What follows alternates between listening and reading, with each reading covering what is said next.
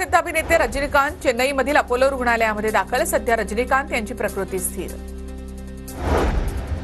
खबरदारी म्हणून सलमान खान नंतर अमिताभ बच्चन यांची सुरक्षा वाढवली. सलमान खानला धमकी मिळाल्यानंतर बिग बींच्या घराबाहेर पोलीस बंदोबस्तामध्ये वाढ. राज्यामध्ये 8 ठिकाणी नव्या वैद्यकीय महाविद्यालयांना मंजुरी. केंद्रीय मंत्री प्रतापराव जाधव यांची माहिती. बुलडाणा, हिंगोली, अमरावती, गडचिरोली, भंडारा, अंबरनाथ, जालना आणि वाशिम या ठिकाणी मेडिकल कॉलेजेसना मंजुरी. दस्त नोंदणीसाठी आता 500 रुपये मुद्रांक शुल्क. 100 आणि 200 रुपयांचे शुल्क बाद. महसूल वाढीसाठी सामान्यांवर बोजा.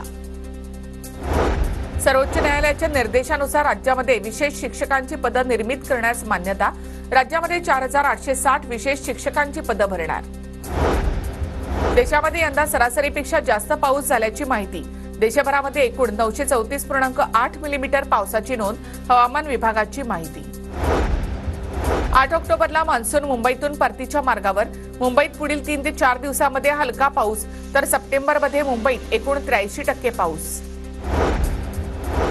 मध्य रेल्वेच्या मुंबई विभागाच्या वेळापत्रकामध्ये 5 ऑक्टोबरपासून बदल.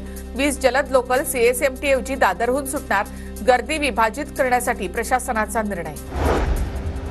मुसळधार पावसामुळे मध्य रेल्वे पुन्हा एकदा ठप्प होऊ नये यासाठी मध्य रेल्वे प्रशासन आणि बीएमसी संयुक्त उपाययोजना राबवणार. यासाठी हालचालींना सुरुवात. लोकप्रतिनिधींची सुद्धा मदत घेतली जाणार. पश्चिम रेल्वे स्थानकामधील स्टॉल आणि कॅन्टीनमधील 500 खाद्यपदार्थांचे नमुने गोळा करण्यात आले. यापैकी 18 नमुने सदोष आढळल्यामुळे स्टॉल मालकांना 2 लाखांचा दंड. खाद्यपदार्थांचा दर्जा उत्तम असावा यासाठी प्रशासनाकडून ईट राईट हा उपक्रम.